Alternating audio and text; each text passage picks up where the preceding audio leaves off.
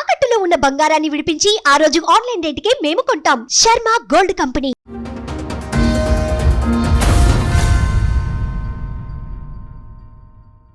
నా సమస్య వచ్చేసి నేను 2014లో పెద్దలు కుదిర్చిన సంబంధం పెళ్లి చేసుకున్నానండి. అప్పుడే కొంత పొలం ఏదో ఇస్తున్నారు నాకు. వాళ్ళ అక్క వాళ్ళకి ఉన్న అప్పుల పరంగా ఆ పొలం కూడా మీకు అమ్మేస్తాము, ప్లస్ అది కాకుండా ఇంకో 17 సెంట్లు ఉంది. ఇంతకీ ఈ పొలం ఎవరి పేరు మీద ఉంది?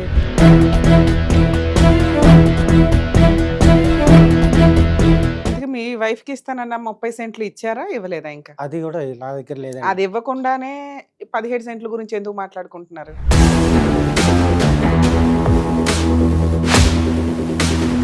ఇక వాళ్ళ తర్వాత గడువులు పెట్టడం, ఆ గడువుకు నేను ఫోన్ చేయడం, ఫోను లేపకపోవడం, వాళ్ళ అక్క వాళ్ళని నేను డబ్బులు అడగడం వల్ల తినకి కొద్దిగా బాధ అనిపించి నాతో హార్ష్గా బిహేవ్ అంటే చేసి, డబ్బులు అడగడం అంటే ఏంటి?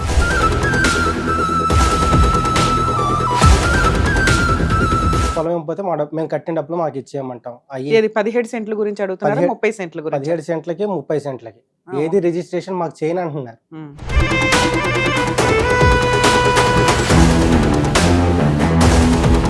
తను 2019లో వేరే వాళ్ళతో ఇల్లీగల్ అఫైర్ పెట్టుకున్న ప్రూఫ్ నాకు దొరికింది. నేను నిన్ను ఒక్కసారి కలిసినందుకే నీకు బానిసని అయిపోయాని వేరే వ్యక్తికి పట్టింది.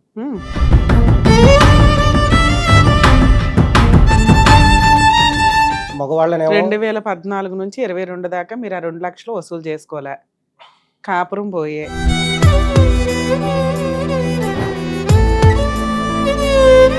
సార్ 2019 నుంచి ఎక్స్ట్రా మ్యారిటల్ అఫైర్స్ ఉన్నాయి అంటున్నారు. మరి ప్రెగ్నెన్సీ మీ వల్లే వచ్చిందని ఎలా అనుకుంటున్నారు?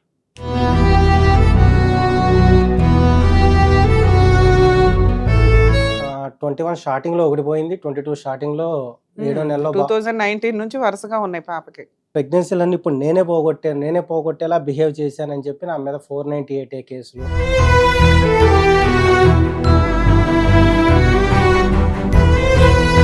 అక్రమ సంబంధాలు ఉన్నాయి మా ఆయనకి, 4-5 సార్లు ప్రెగ్నెన్సీలు తీయించాడు, అత్తమామలు హెరాస్మెంట్, హస్బెండ్ హెరాస్మెంట్.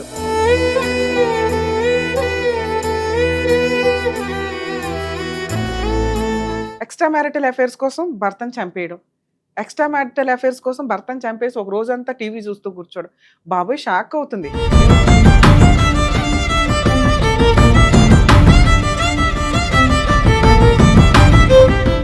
సార్ నమస్తే అండి. నమస్కారం. నా సమస్య వచ్చేసి నేను 2014లో పెద్దలు కుదిర్చిన సంబంధం పెళ్లి చేసుకున్నానండి. పెళ్లి చేసుకున్న అప్పుడే కొంత పొలం ఏదో ఇస్తున్నారు నాకు, అది అమ్మాయికి. మిగిలిన పొలం ఉంది, అది కూడా మీకు అమ్మేస్తాము, మాకు కొద్దిగా అప్పులు ఉన్నాయని చెప్పి ఈ అమ్మాయికి ఒక అక్క ఒక అన్న అండి. పెళ్లికి ముందు ఆయన ఇంట్లో లేడు, వాళ్ళ అన్నగారు. వీళ్ళకి ఈ అమ్మాయికి నాన్న లేరు, చనిపోయారు. సో వాళ్ళకున్న అప్పులు కూడా వాళ్ళ అక్క వాళ్ళకి ఉన్న అప్పుల పరంగా ఆ పొలం కూడా మీకు అమ్మేస్తాము, ప్లస్ అది కాకుండా ఇంకో 17 సెంట్లు ఉంది, ఆ సెంట్లు కూడా మీకే అమ్మేస్తాము. ఇంతకీ ఈ పొలం ఎవరి పేరు మీద ఉంది? మా మీ మామయ్య గారి పేరు మీద? మా అత్త వాళ్ళ అన్నయ్య పేరు మీద ఉంది, ఆయనకి ఆర్మీలో ఇచ్చారు. అది ఏడబ్ల్యూడి ల్యాండ్ ఏంటండి, అది మనకు తెలియదు. అవును, చెప్పరగా వీళ్ళు.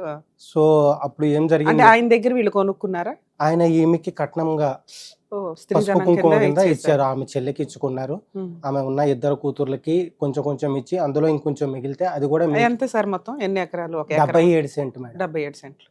77 సెంట్లో పెద్దలుడికి 30 సెంట్ ఇచ్చాను, ఈ అమ్మాయి 2వ కూతురు కాబట్టి ఇంకో 30 సెంట్ ఇస్తాను, మిగిలింది 17 సెంట్ ఉంది. నా కొడుకు నన్ను పట్టించుకోవట్లేదు, ఇప్పుడు పెళ్లికి కూడా ఖర్చుకు డబ్బులు లేవు, అది కూడా మీకే అమ్మేస్తాను. మరి కొడుకు ఏమి ఇస్తుంది?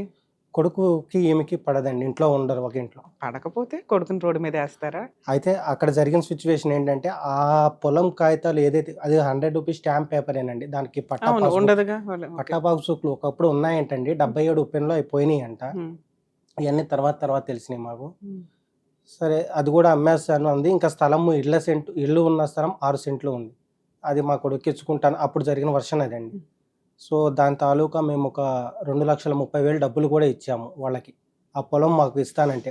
ఇంతకీ మీ వైఫ్ కి ఇస్తానన్న 30 సెంట్లు ఇచ్చారా, ఇవ్వలేదా? ఇంకా అది కూడా నా దగ్గర లేదండి. అది ఇవ్వకుండానే 17 సెంట్ల గురించి ఎందుకు మాట్లాడుకుంటున్నారు? అంటే ఇది రిజిస్ట్రేషన్ అనేది, ఈ కాగితాలు వీళ్ళ దగ్గర లేవండి. ఈ కాగితాలు వేరే వాళ్ళ దగ్గర వాళ్ళ అబ్బాయి అప్పు కింద పెట్టి డబ్బులు తెచ్చుకున్నారంటే. ఇప్పుడు 30 సెంట్లు ఇస్తామన్నారు కదా, దాని మీద పొజిషన్ అన్న తీసుకున్నారా మీరు? లేదు, అంటే కవులో లేకపోతే రోడ్ వేయడం, స్థలం వేయడం, ఇల్లు వేయడం? ఒక 4-5 సంవత్సరాలు థర్డ్ పార్టీ ద్వారా కవులు మాకు ఇచ్చారండి. తర్వాత నుంచి కవులు కూడా మాకు ఇవ్వట్లేదు. ఆ కవులు కూడా ఈమె ద్వారానే మాకు ఇప్పించాడు, మా అత్తగారి ద్వారానే. అవును.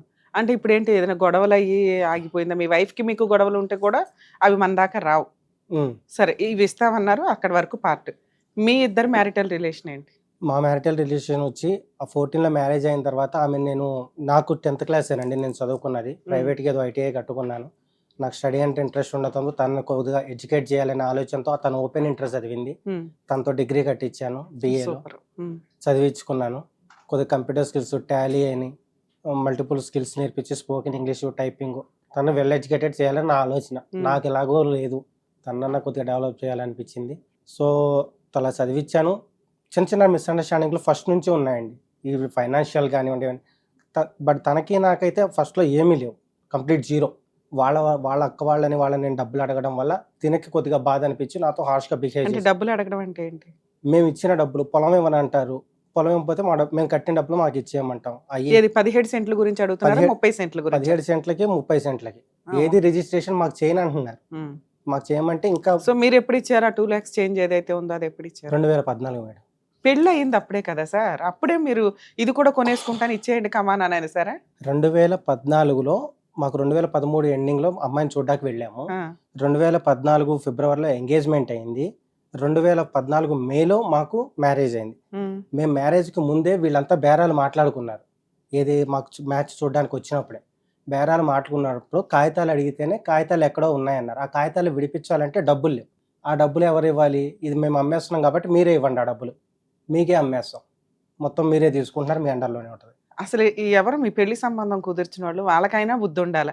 మా అసలు ఈ నాన్నమ్మ ట్రాన్సాక్షన్స్ పెట్టుకోకూడదు. మీరు ఒక 5 ఏళ్ళు కాపురం చేసి మీ అత్త మామలు ఏంటి, వాళ్ళ ఆస్తులు ఏంటి, వాళ్ళ పంచాయతీలు ఏంటి తెలిస్తే కొనుక్కోవడం ఒకటి, లేదా బయట వ్యక్తి కొనుక్కొని ఆ పెళ్లి ఖర్చులు ఆ అప్పులు ఏదో వాళ్ళు చూసుకుంటారు, మీకు వచ్చే 30 cents ఏవో మీరు తీసుకొని ఉండడం ఒకటి. పెళ్లి సంబంధానికి వెళ్ళి పొలాల బేరాలు చేసుకుంటామంటే అట్లా అసలు అక్కడే ఫైనాన్షియల్ దాని మీద మనకు ఒక పాయిజన్ చుక్క పడిపోద్ది. పడిపోయింది. గొడవలు స్టార్ట్ అవ్వడం కానీ, మన మెంటాలిటీ ఏంటో వాళ్ళ మెంటాలిటీ ఏంటో మనమని ఎస్టిమేట్ చేసే రేంజ్కి వెళ్ళిపోతారు అందరూ కూడా. సో మీరు ఆ టైంలో ఆ 2 మీకే పెళ్లి ఖర్చులు ఇవన్నీ ఉంటాయి. 2.5 lakhs ఎట్లా అరేంజ్ చేసుకున్నారు? నేను గత 20 సంవత్సరాలుగా చేస్తాను. మా అమ్మగారు కూడా ఒక పని చేస్తారు, అంటే ఒక చిన్న పాపాయిని పెంచుకుంటారు, వేరే వాళ్ళ బ్రాహ్మణ్స్, వాళ్ళ సాఫ్ట్వేర్స్. సో ఆవిడ ఏదో పని చేసి మా ఈ దాచుకున్న డబ్బులన్నీ పెళ్లి టైంకి వాళ్ళకి ఇచ్చారా? మా నాన్నగారు వెల్డింగ్ వర్క్ చేస్తారు. మీరు ఎంతమంది? నేను ఒక అక్కండి నాకు. ఆమె వాళ్ళు ఇక్కడే ఉంటారు కానీ వాళ్ళ సబ్జెక్ట్ వేరండి. సరే 2014లో మీరు ఆ అమౌంట్ ఇచ్చారు, అది అవ్వలే. మీరు ఎప్పటి నుంచి అడగడం స్టార్ట్ చేశారు? మేము ఒక 6 నెలల పాటు ఆ పొలం గురించి దానికి పట్టా పాస్బుక్ పుట్టించడానికి నేను తిరిగానండి. మా అత్త వాళ్ళ అన్నయ్యతో కలిపి తిరిగారు వాళ్ళ ఇంటికి వచ్చినప్పుడు. సో ఆయనతో పాటు తిరిగిన తర్వాత ఎవరైతే యాక్చువల్ ఓనరో ఆయన అదే అనుభవదారుడు ఆయన పేరు మీద ఉంది, పట్టాదారుడు ఏడబ్ల్యూడి అని ఉంది. సో ఆయన తిరిగితే అవ్వద్దని విఆర్ఓ గారు చెప్తే ఆయన పట్టుకుని తిరిగి, సో ఆయన నీ పేరు మీద రాస్తాను, నువ్వు ఆల్రెడీ డబ్బులు ఇచ్చావు కదా అని వీళ్ళందరితోనూ చెప్పాడు. చెప్పిన తర్వాత ఆయన పేరు మీద శిస్తు కట్టిన తర్వాత ఇక నీ పేరు మీద రాయాలంటే ముందు మీ అత్తను అడగన్నారు. మీరే చెప్పారు కదా పెదనాన్న అంటే, లేదు మీ అత్త చెప్తేనే అన్నారు. ఆమె నీకు ఎట్లా రాస్తాం, నీకు రాయమంది. నాకు రాయకపోతే ఇక మా వదిన్ని మా అత్తగారు వాళ్ళని మరి మా వాళ్ళు డబ్బులు కట్టారు కదా, మా తల్లిదండ్రులుగా మేము కానీ కొంచెం ఆ డబ్బులు ఇచ్చేయండి అంటే చెట్లకు కాస్తున్నాయా అంది మా వదిన. అదేంటమ్మా, మేము కష్టపడి రూపాయి రూపాయి ఇవన్నీ చేసుకున్నాం కదా, ఇదేమి మేము దొంగతనంగా చేసింది కాదు, ఓపెన్గా ఉన్నది అందరికీ తెలిసిందే కూడా అని చెప్పంటే ఆమె ఇక అక్కడి నుంచి స్టార్ట్ అయిందండి. ఇక వాళ్ళ తర్వాత గడువులు పెట్టడం, ఆ గడువుకు నేను ఫోన్ చేయడం, ఫోను లేపకపోవడం, అట్లా ఈమె దాకా ఏ సబ్జెక్ట్ వచ్చేది కాదు. ఎందుకంటే ఆమెకి ఈ సబ్జెక్ట్తో సంబంధం లేదు, నా భార్యకి తెలియదు కాబట్టి. తెలియదు, తెలిసిన కొంతవరకు తన పాత్ర అది కాదు, తనని అందులో ఇన్వాల్వ్ చేయలేం. ఎందుకంటే ఒక ఆడపిల్ల మా ఇంటికి తెచ్చినాక తను మా పిల్ల, కష్టం వచ్చి నష్టం నేనే భరించాలి, ఆ ఉద్దేశంతోనే ఉన్నాం. కానీ తనకి నాకు ఫైనాన్షియల్ ఇష్యూస్ అయితే ఏమీ లేవండి. మీకు ఎంతమంది పిల్లలు? పిల్లలు లేరు మేడం. ఓకే, ఎప్పటిదాకా కలుస్తున్నారు మీ ఇద్దరు? 2022లో వెళ్ళిపోయింది మేడం తను. 14 నుంచి 22 దాకా. మధ్యలో కూడా 2017లో ఫైనల్ ఇయర్ ఎగ్జామ్స్ రాయడానికి వెళ్ళింది అక్కడే, డిగ్రీ కూడా అక్కడ ఎగ్జామ్స్ రాసింది. ఆ ఎగ్జామ్స్ రాసిన తర్వాత రాలేదు. ఏదో చిన్నవి ఉన్నాయండి, మిస్అండర్స్టాండింగ్స్ ఉన్నాయి, చిన్న ఫ్యామిలీ వరకు మా ఇద్దరిలో. మరీ హై రేంజ్లో చెప్పుకునేంతగా అయితే ఏమీ లేవు. సో వాటి వల్ల తను నేను రాదలుచుకోలేదు అని చెప్పంది. రాదలుచుకోలేదు కరెక్ట్ కారణం చెప్పమ్మా, నాకు అర్థం అవ్వాలి కదా. అంటే మా ఇంట్లో ఒకటే పద్ధతి మేడం, మగవాళ్ళనేమో 2014 నుంచి 22 దాకా మీరు ఆ 2 లక్షలు వసూలు చేసుకోలే, కాపురం పోయే, ఆ 30 సెంట్ల మీద ఒక 2-3 సంవత్సరాలు ఏదో కౌలు డబ్బులు నామకే వస్తూ వచ్చినాయి అంటున్నారు కానీ అవి కూడా ఎంతవరకు నిజమో తెలియదు. అవి అడుగుతుంటే మీ వైఫ్ కూడా ఆళ్ళకే సపోర్ట్ చేస్తది తప్ప మీకు చెయ్యదు. ఈలోపు మీకు పిల్లల పుట్ల ఈవిడనేదో చదివిస్తూ వచ్చారు. ఏం కంప్లీట్ చేసింది ఫైనల్‌గా ఆవిడ? తను 2019లో వేరే వాళ్ళతో ఇల్లీగల్ అఫైర్ పెట్టుకున్న ప్రూఫ్ నాకు దొరికింది. అంటే నేను కళ్ళారా చూసింది కాదండి. అందులో చాటింగ్‌లో చూసిందేమంటే, నేను నిన్ను ఒక్కసారి కలిసినందుకే నీకు బానిసనయిపోయా అని వేరే వ్యక్తికి పెట్టింది. హ్మ్. ఇదేంటమ్మా, యాహ్! I love you, I miss you అందులో అలాంటివి చాలా ఉన్నాయి ట్రాన్సాక్షన్స్. నేను దానన్నిటి గురించి ఏదో అట్రాక్షన్ మీద పెడతారు అలాంటియి అంటే, ఇలాంటిది పెట్టావంటే ఇది కరెక్ట్ కాదమ్మా అని నేను ఒకటే మాటాడా. ఏదో క్యాజువల్‌గా పెట్టాను, చానాళ్ళ తర్వాత మెసేజ్ చేశాడు అని చెప్పాను. అతను ఎలా పరిచయం అంటే 2019లో హోండా షోరూమ్‌లో మెయిడ్ జాబ్ చేసింది. అక్కడ పరిచయం. అతను అందులో ఫైనాన్స్, ఈమె రిసెప్షన్. ఓకే. హ్మ్. మహేంద్ర ఫైనాన్స్‌లో చేసేవారు. అతని భార్య కానిస్టేబుల్. నాకు ఈ వివరాలన్నీ, ఆమె చాటింగ్‌లన్నీ నాకు తెలిసినియి. పోలీస్ స్టేషన్‌లోకెళ్ళి ఆ అవతల కానిస్టేబుల్ ఆమెని పిలిపించి మాట్లాడి అన్నీ చేశాం. నా కాపురం నేను చూసుకుంటానన్నా అని చెప్పంది ఆ అమ్మాయి. సరే, తను ఆడపిల్లే. తనని ఇందులోకి లాగడం నాకు ఇష్టం లేదు. నా తిప్పలు నేను పడతా ఉన్నా. నా భార్య ఫైనల్‌గా ఏమందంటే, "నువ్వు విజయవాడలో గానీ, మన ఊర్లో గానీ డైవర్స్ అప్లై చెయ్యి. డైవర్స్ ఇచ్చేస్తాను." నాకు ఎస్ఎంఎస్ వేసింది వాట్సాప్‌లో. చేసిన తర్వాత ఆమె చెప్పిన ప్రకారం ఎందుకమ్మా మనం కాపురం ఇక్కడ చేసాము. ఏ అడ్వకేట్ గారిని అడిగినా ఇక్కడికే వచ్చి చేసుకోమంటున్నారు. మనం ఇక్కడ సంసారం చేసాం కాబట్టి అంటే, అలా కాదు, నేను అక్కడికి రాను, హైదరాబాద్ అండి. ఎందుకు రానంది. ఎందుకు రావమ్మా అంటే, నీ మీద నాకు నమ్మకం లేనంది. సరే, నమ్మకం లేదు వదిలికొట్టుకుంటాకే కదమ్మా మనం చేసే ప్రయత్నము. నువ్వు సంసారం చేయను, విడాకులు కావాలని వెళ్ళిపోయావు 22లో. 2019లో ఒక ప్రెగ్నెన్సీ పోయిందండి. 2020 స్టార్టింగ్‌లో 6 నెలలో ఉన్నప్పుడు పోయింది. అది కూడా జర్నీ చేసింది ఇక్కడి నుంచి అక్కడికి. ఆ జర్నీ అంటే తాలూకా ప్రెగ్నెన్సీ వచ్చిందా? మీరు ఈ 12 ఏళ్లలో, 10 ఏళ్లలో డాక్టర్స్ చూడడం గాని అట్లా మ్యారేజ్ ఏమైనా? అయిన దగ్గర నుంచి ఒక 5, 6 నెలలే మెడిసిన్ వాడలేదు. తర్వాత నుంచి ఆడవాళ్ళకుండే ప్రాబ్లమ్స్ తనకుండడం వల్ల నేను గైనకాలజిస్టు వాళ్ళ దగ్గర తీసుకెళ్ళి వాడితో కంటిన్యూ వాడతానే ఉన్నాము. సార్ 2019 నుంచి ఎక్స్‌ట్రా మ్యారిటల్ అఫైర్స్ ఉన్నాయి అంటున్నారు. మరి ప్రెగ్నెన్సీ మీ వల్లే వచ్చిందని ఎలా అనుకుంటున్నారు? అంటే నాకు 2023లో తెలిసిందిగా మేడం ఈ మ్యాటర్. ఓకే. సో, ప్రెగ్నెన్సీ పోయింది 19లో. 19, 20 స్టార్టింగ్‌లో ఒకటి పోయింది. 21 స్టార్టింగ్‌లో ఒకటి పోయింది. 22 స్టార్టింగ్‌లో 7 నెలలో 2019 నుంచి వరుసగా ఉన్నాయి పాపకి. ఆ! హ్మ్. అయితే అది నా ప్రెగ్నెన్సీలన్నీ ఇప్పుడు నేనే పోగొట్టేలా బిహేవ్ చేశానని చెప్పి నా మీద 498 కేసులు. హ్మ్. 5 లక్షలు ఇస్తే ఏ కేసు లేకుండా డైవర్స్ ఇప్పిస్తామంటారు అవతల అడ్వకేట్ గారు. లేకపోతే ఆవిడే ఫ్రీగా డైవర్స్ ఇస్తానంది అన్నారు కదా మీరు. ఉందండి ఆ చాటింగ్ అంది తర్వాత రివర్స్ అయింది. ఇప్పుడు రివర్స్ కాంపెన్సేషన్ అడుగుతుంది. అడుగుతున్నారు. ఓకే. అడుగుతున్నారు. మేము ఈ ఎంత అవ్వకముందే కోర్టుకి, పోలీస్ స్టేషన్‌లకి వెళ్ళకముందే పెద్ద మనుషుల్లో పెట్టాం. వాళ్ళ ఊర్లోనే ఉన్న మ్యాటర్స్ చెప్పి పెద్ద మనుషుల్లో పెట్టాం వాళ్ళ ఊర్లోనే. అక్కడ మాకెవరు తెలీదు. పరిచయం చేసుకున్నాం ఎళ్లి. సో, అందులో ఒక 40 ఇయర్స్ లీగల్ అడ్వైజర్ ఉన్నారు ఆయన గూడా. ఆ సార్ గూడా ఉండి పంచాయతీ చేశారు. "ఏమ్మా చేసిన తప్పేంటి? తాగుతాడా? తిరుగుతాడా? పోనీ ఏమన్నా ఉంటే చెప్పమ్మా, మేము మాట్లాడతాము. తప్పుంటే ఇప్పుడే మీ ముందే చెప్తామన్నారు." లేదండి తాగడు. ఎవరితోని తిరగడం అయితే నేను చూడలేదు. మరేంటి నీకు సమస్య అంటే, వాళ్ళ అమ్మా నాన్న దగ్గరికి వెళ్తాడండి. వాళ్ళ అమ్మా నాన్న మాట వింటాడండి. హ్మ్. వాళ్ళ అమ్మా నాన్న మీతో కలిసి ఉంటున్నారా? ఉండట్లేదండి. మరెక్కడుంటారంటే 4 సందుల అవతల అక్కడ ఉంటారండి. దానికి ఏరా బాబు అన్నారు. సార్, ఇప్పుడు నా భార్య ఉద్యోగం చేస్తుంది. ఆమె హ్మ్. వచ్చేప్పటికి 8 అలా అవుతది. ఆ టైంలో నేను ఎళ్దామంటాను. ఎందుకంటే మా అమ్మ చపాతీ చేసి రెడీగా పెట్టుద్ది తినేళ్ళమని. వచ్చి ఆ పిల్ల చేసుకోవాలనే ఉద్దేశం తప్పితే వేరే ఉద్దేశం లేదు.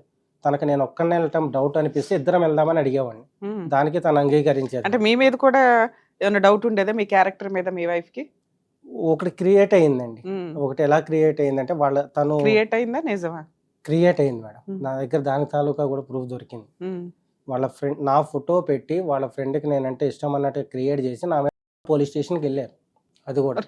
నిన్ను వదిలించుకోవడానికి ఇంత మరి మాఫియా ప్లాన్ ఎయ్యాలా? నా దగ్గర ఏముందని మరి వాళ్ళు ఏం ఎక్స్‌పెక్ట్ చేసి చేశారు ఇంతకీ ఆళ్ళ ఫ్రెండ్‌కి ఏం మెసేజ్ పంపించింది? ఆళ్ళ ఫ్రెండ్‌కి "నువ్వంటే నాకిష్టము బిఫోర్ హ్మ్. మ్యారేజ్ నుంచి" అని చెప్పి మెసేజ్ పెట్టారు. హ్మ్. నా ఫోటో పెట్టారు. ఫోటో పెట్టిన తర్వాత అది కూడా ఎట్లా ఏ బిఫోర్ మ్యారేజ్? ఆవిడకి బిఫోర్ మ్యారేజా? మీకు బిఫోర్ మ్యారేజా? అది అంత ట్రాన్సాక్షన్ లేదు అందులో. బిఫోర్ మ్యారేజ్ నుంచి ఇష్టం. ఎప్పటినుంచో అసలు ఎక్కడ చూస్తారు? ఆవిడ పెళ్ళైనాకే ఆవిడ ఫ్రెండ్‌ని చూస్తారు మీరు. బిఫోర్ మ్యారేజ్ అయితే వాళ్ళ ఫ్రెండ్‌ని చూడరుగా? ఈళ్ళిద్దరూ ఒకటే దగ్గర జాబ్ చేశారు. రామంతపూర్‌లోనే. ఓకే. 2017లోనో, 16లోనో. ఆ! చిన్న జాబ్ మాధవి ఎక్కి హ్మ్. ఐక్లింగ్. అందులో తను పరిచయం వాళ్ళకి. ఆ అమ్మాయి రోడ్డు మీద కలిసేది. మా సందు చివరే ఉండేది. కలిసినప్పుడు "అన్న ఏదన్నా జాబ్ ఉంటే చెప్పన్నా కొద్దిగా" అని చెప్పి అడిగేది.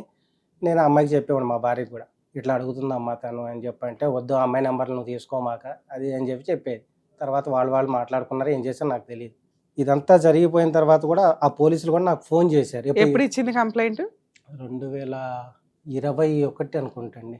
21 జనవరి సెకండ్ ప్రెగ్నెన్సీ 20 అంటే ఫస్ట్ మీ మీదే ఎలిగేషన్స్, అక్రమ సంబంధాలు ఉన్నాయి మా ఆయనకి, 2000 4-5 సార్లు ప్రెగ్నెన్సీలు తీయించాడు, అత్తమామలు హెరాస్మెంట్, హస్బెండ్ హెరాస్మెంట్. ఓకే. అన్ని రకాలుగా పెట్టారు. 21లో ఆ పోలీసులు పిలిచినప్పుడు కూడా నేను కాల్ చేసి అటెంప్ట్ చేశాను, మాట్లాడాను. సార్ నేను పలానా దగ్గర ఉంటాను, మీరు ఎప్పుడు రమ్మంటే అప్పుడు ఆ వస్తాను. కేసు విత్డ్రా చేసుకుని కలిసి ఉన్నారా లేకపోతే ఆ కేసు అసలు ఆ అప్పటి నుంచి కేసు బుక్ అవ్వలేదండి. కంప్లైంట్ వరకే కంప్లైంట్ వెళ్ళింది? వరకు వెళ్ళారు. వాళ్ళు షీ టీంకి వెళ్తారు, మీరు ఎక్కడికి వెళ్తామన్నా నేను వస్తానని చెప్పాను వాళ్ళతో కూడా. తర్వాత కొంతకాలం కలిసి ఉన్నారు మళ్ళీ? కలిసి ఉన్నాం. కలిసి ఉన్న తర్వాత సెకండ్ ప్రెగ్నెన్సీ కూడా ఇక్కడే పోయింది, హైదరాబాద్లో. ఫస్ట్ ప్రెగ్నెన్సీ ఊరు వెళ్ళటం వల్ల ట్రావెలింగ్ వల్ల. సెకండ్ ప్రెగ్నెన్సీ తను కంప్లీట్ బెడ్ రెస్ట్. అంటే మా అమ్మ వాళ్ళు గ్రౌండ్ ఫ్లోర్లో ఉంటారు, మేము సెకండ్ ఫ్లోర్లో ఉంటాం. సో మా అమ్మ వాళ్ళు ఇంట్లోనే పెట్టాం తనని. వాళ్ళ అమ్మగారు కూడా ఉన్నారు కొన్ని రోజులు. మరి అమ్మకి డాక్టర్ చెప్తారు కదా ఎందువల్ల పోయిందని.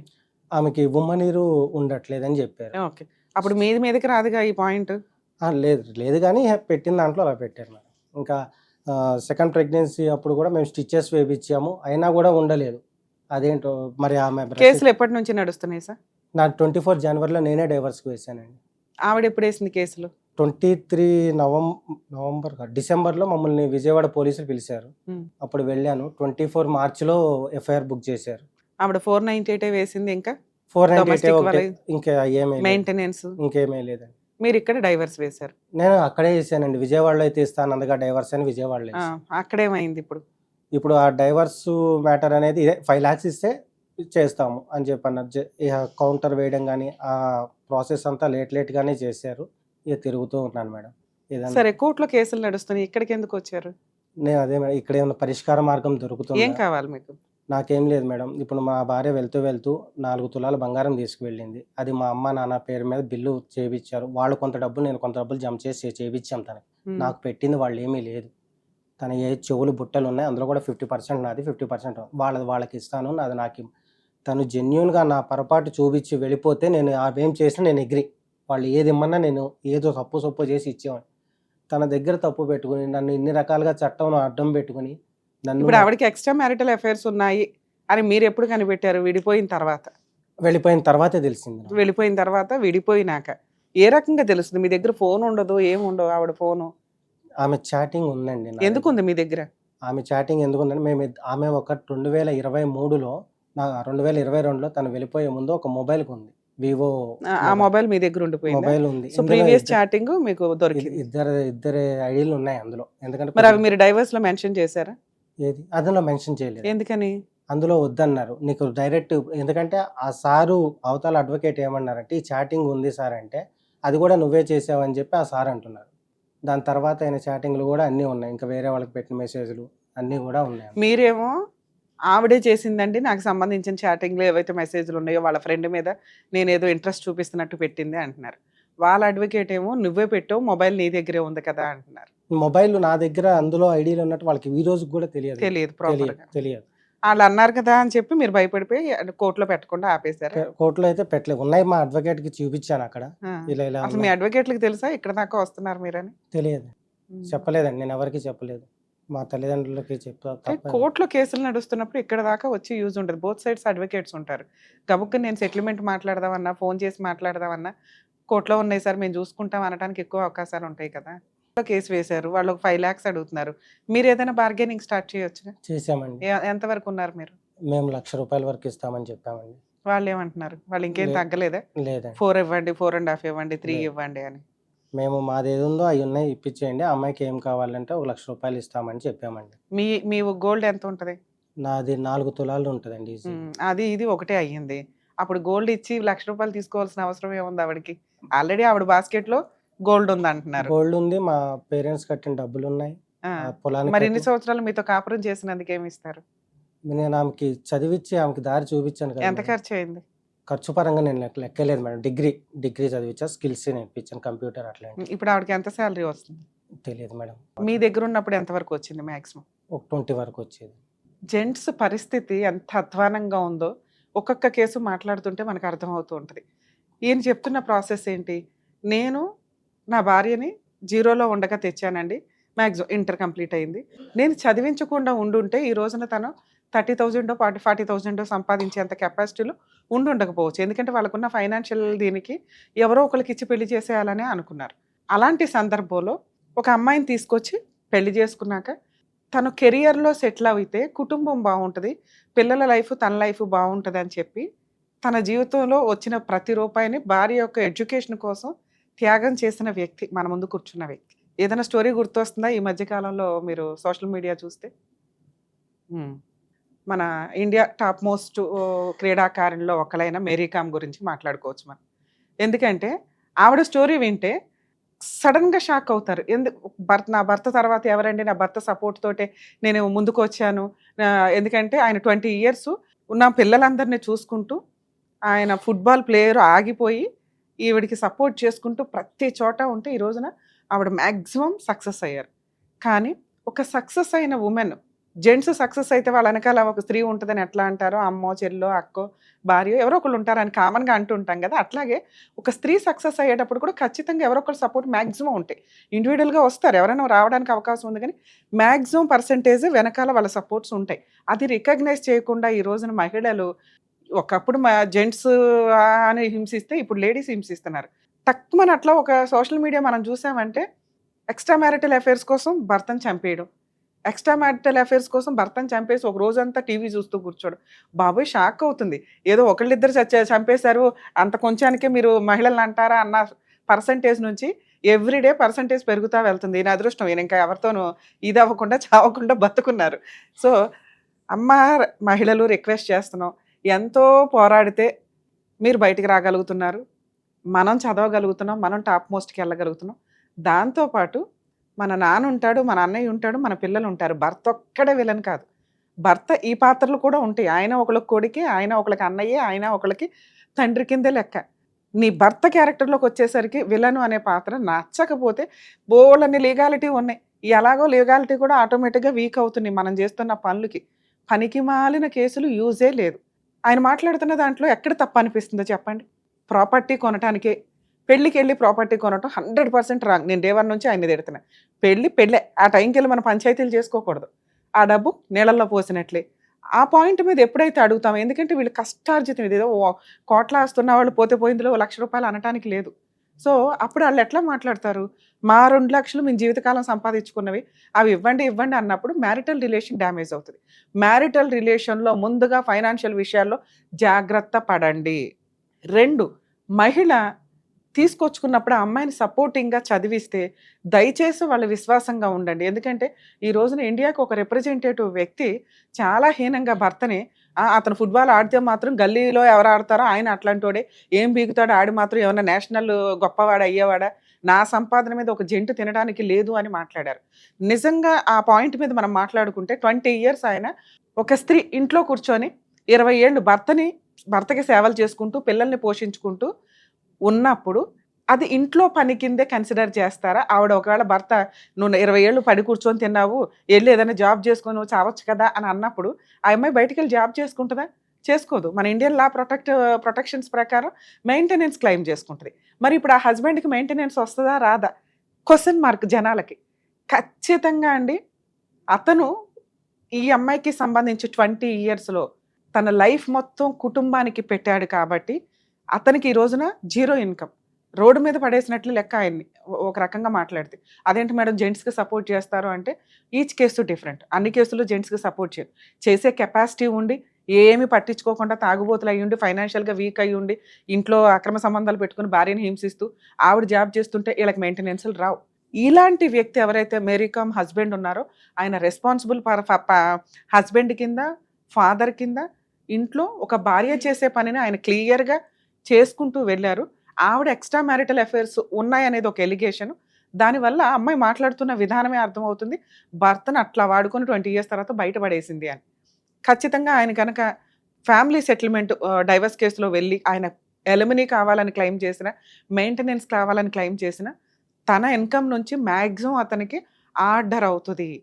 జెంట్స్కి కూడా మెయింటెనెన్స్ వస్తాయి అంటారు చూసారా, ఇలా రేర్ కేసులు.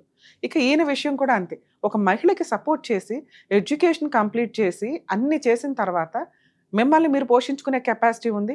ఒక వ్యక్తి యొక్క ముష్టి మీద ఆధారపడకండి. ఇక్కడ మీరు మాట్లాడుతున్న పెద్ద వేరియేషన్ వచ్చి ఒక 5 lakhs. జీవితకాలం ఒకవేళ మీరు చదవకుండా ఉండి ఏ జాబు చేయకుండా ఉంటే నేను రిక్వెస్ట్ చేసేదాన్ని ఏమని, సార్ అడ్వకేట్లకి పెట్టాలి, కోర్టు చుట్టూ తిరగాలి, మెంటల్ టెన్షన్స్, వాళ్ళు 5 అంటున్నారు, మీరు ఒక 2-3కి వెళ్ళండి సార్, అయిపోయినాయేవో అయిపోయినాయి అని. కానీ ఆయన తన జీవితంలో సంపాదించింది స్టార్టింగ్లో కొంత ఇచ్చేశారు, ఆఫ్టర్ 8 years సంపాదించిందంతా చదువుకి వీటికి వాటికి పెట్టుకుంటూ వెళ్ళారు. ఇలాంటి వ్యక్తులు దయచేసి మెయింటెనెన్స్లో అలిమినీలో అడక్కండి. డిగ్నిటీగా చక్కగా ఈజీగా డైవర్స్ ఇచ్చే కేసులు ఇవి. ఇక దీనికి మీ అడ్వకేట్ ఫీజులు అయినాయి అవని ఇవని అంటే వేశారు ఒక false case, 498 case, extra marital affairs ఉన్నాయి, మీరు క్రియేట్ చేశారు వాళ్ళు క్రియేట్ చేశారని. నచ్చకపోతే వదిలేయాలా, లేకపోతే కాపురం చేయడం కోసం ఏం కావాలో ఆ ఎలిగేషన్స్లో ప్రొసీడ్ అవ్వాలి తప్ప కాంపెన్సేషన్ ఇస్తేనే అంటే మీకు జరగాల్సినవి ఆల్రెడీ బయట జరుగుతున్నాయి. మేబీ ఇప్పుడు ఈయన ఒక్క సైడే విని మీకు అగైనెస్ట్గా నేను మాట్లాడట్లా. ఒక మహిళగా మీరు అటువైపును కూడా నేను ఎస్టిమేట్ చేయగలను. నిజంగా మీరు డిగ్రీ కంప్లీట్ చేయకుండా ఇంట్లోనే ఉండి ఈ రోజున మీ హస్బెండ్ మిమ్మల్ని వదిలేసి ఉండి ఆయనకి ఎక్స్ట్రా మ్యారిటల్ అఫైర్స్ ఉంటే సార్ ఖచ్చితంగా కాంపెన్సేషన్ ఇవ్వండి అని అంటాం. మీరు చదువుకుంటున్నారు, జాబ్ చేస్తున్నారు, మీకు మెయింటెనెన్స్ రాదు, అలిమినీ అనేది కోర్టు ఇవ్వదు, డైవర్స్ ఇస్తే ఎక్కువ మీ కేసులు. సో ఈయన డైవర్స్ అడుగుతున్నారు కాబట్టి మీరు కాపురం చేయడానికి ఇంట్రెస్ట్ లేరు కాబట్టి డైవర్స్ కేసు ఈజీగా గెలుస్తారు. సో కాబట్టి ఇప్పుడైనా ఒకవేళ ఈ వీడియోలు ఇట్లా ఉన్న మహిళలు ఎవరైతే ఉంటారో వాళ్ళు ఇచ్చే ముష్టి కోసం వెయిట్ చేయకుండా, రీసెంట్గా మీకు గుజరాత్ హైకోర్టు కూడా ఒక స్టేట్మెంట్ ఇచ్చింది, సంపాదించుకునే మహిళలు భర్తల్ని పీక్కు తింటూ వాళ్ళ ముష్టి మీద ఆధారపడొద్దు అని. కాంపెన్సేషన్ అనేది మన హక్కుగా వసూలు చేయాలి. అలాంటిది ఒక హైకోర్టు రేంజ్లోనే ఇది ముష్టి భిక్షం కోసం వెయిట్ చేయకండి అని అన్నారు అంటే అటువంటి కేసులు కూడా ఈ రోజున కోర్టుల్లో నడుస్తున్నాయని. ప్రతి ఒక్కరికి ఎలిమినీ రాదు, ప్రతి ఒక్కరికి మెయింటెనెన్స్ రాదు, మెయిన్గా మీ వైఫ్కి సార్. సో వాళ్ళకి 5 lakhs ఇవ్వాలా వద్దా, ఇప్పుడు దాని గురించి మాట్లాడుకుందాం. యాక్చువల్గా మీతో మ్యారిటల్ రిలేషన్ అనేది బాగుంది, నేను ఈ రోజున ఫోన్ చేసి మాట్లాడడానికి ఒక అవకాశం ఉంటుంది. యాక్చువల్గా ఇక్కడ దాకా వచ్చినప్పుడు మా వంతు ప్రయత్నంగా మేము సెటిల్ చేయడానికో కోర్టుల చుట్టూ తిరగకుండా ఉంచడానికో చూస్తాం. కానీ కోర్టులో కేసులు ఉన్నాయి, మీ అడ్వకేట్స్ ఉన్నారు. ఇప్పుడు నేను ఆపోజిట్ పార్టీతో మాట్లాడినా లేదా మీ అడ్వకేట్తో మాట్లాడినా మేడం మేము కోర్టులో చూస్తాం మేడం అంటారు. మళ్ళీ అదొక పాయిజన్ చుక్కలాగా అవుతుంది. మీకు యూజ్ అవ్వాలి ఇక్కడ దాకా ఒక స్టేజ్ వచ్చినప్పుడు. ఇప్పుడు నేను ఇవ్వగలిగే సజెషన్ ఏంటంటే మోరల్ సపోర్ట్.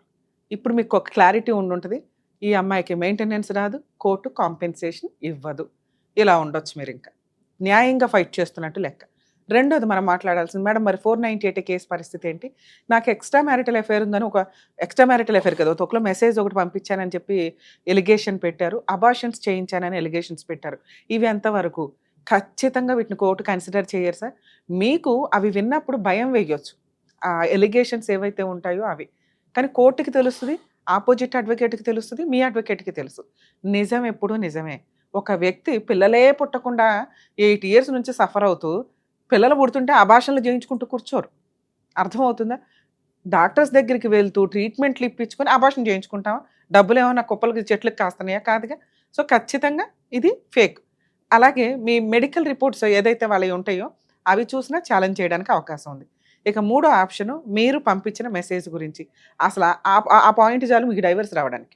ఎందుకంటే నువ్వే పలానా అని చెప్తున్నప్పుడు అలాంటి వ్యక్తితో కాపురానికి రావట్లా, కాంపెన్సేషన్ ఎట్లా అడుగుతావు? అమ్మ మీ హస్బెండ్ నిన్ను ఇంత చదివిచ్చారా, నువ్వు ఫైనాన్షియల్గా ఇంత సంపాదిస్తున్నావా? అవును, అమ్మాయి అడ్మిట్ అవుతుంది. ఇప్పుడు నేనేం చెయ్యట్లేదండి, ఇప్పుడు ఖాళీ అంటే నిన్న మొన్నటి దాకా చేసావుగా, పలానా 3 కంపెనీల్లో చేసుకుంటూ వచ్చావుగా, 2 కంపెనీల్లో చేసావుగా, ఇప్పుడు ఎందుకు మానేసావు? మీ దగ్గర నుంచి కాంపెన్సేషన్ వసూలు చేయడానికా, మెయింటెనెన్స్గా? కోర్టు గట్టిగా 5,000 కూడా ఇవ్వదు ఇన్ కేసు ఆ అమ్మాయి ఇప్పుడు మానేస్తే.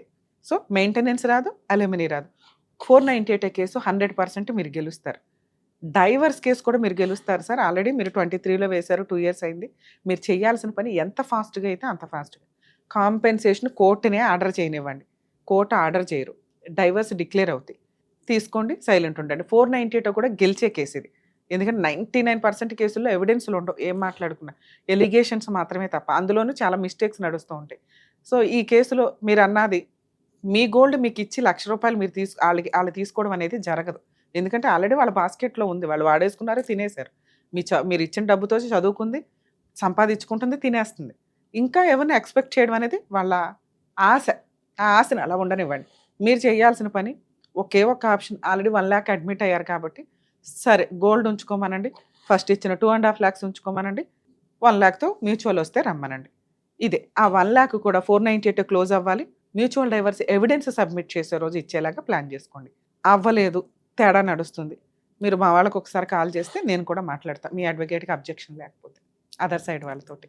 సో వాళ్ళకి అర్థం అవుతుంది. లేదు అంటే మీరు ఆరాంగా ఫైట్ చేయండి సార్. ఎందుకంటే కొంతమంది అన్న మీలాగా నిజాయితీ పరులు కాస్త ధైర్యంగా ఫైట్ చేస్తే బాగుంటుంది అనేది నా ఉద్దేశం. సరేనా? ఆల్ ది బెస్ట్ అండి. జాగ్రత్త సార్. చూసారు కదండి, జెంట్స్ ఎంతో కష్టపడి అది ఫాదర్ రూపంలో కానీ, బ్రదర్ రూపంలో కానీ, హస్బెండ్ రూపంలో కానీ సపోర్ట్ చేయడానికి వచ్చినప్పుడు ఆ వాల్యూని కొంచెం గుర్తుపెట్టుకోండి. విచ్చలవిడిగా వ్యక్తిగత స్వేచ్ఛ అని చెప్పి క్యారెక్టర్ డ్యామేజ్ చేసుకుంటూ మహిళల యొక్క ఉనికినే రేపటి రోజున డ్యామేజ్ చేస్తే, ఒకప్పుడు జెంట్స్ దగ్గర నుంచి లేడీస్ని కాపాడడానికి చాలా సంవత్సరాలు పట్టింది. కానీ ఈ రోజున సోషల్ మీడియా కానీ, జనాలకున్న అవేర్నెస్ కానీ, మనకున్న హక్కులు కొలాప్స్ అవ్వడానికి చాలా షార్ట్ టైం పడుతుంది. ఎక్స్ట్రా మ్యారిటల్ అఫైర్స్, విశ్వాసం లేకుండా బతకడం, నా లైఫ్ నా ఇష్టం, నాకు నచ్చినట్టు బతుకుతాను, సొసైటీతో నాకు సంబంధం లేదు అని అనుకుంటే చాలామందికి సంబంధించిన ఒక 10 మంది మహిళలు చేసే తప్పు మిగతా 100 మంది మీద పడుతుంది. ఆ పాపం మీ అకౌంట్లో వేసుకోవాల్సి వస్తుంది. గుర్తుపెట్టుకోండి.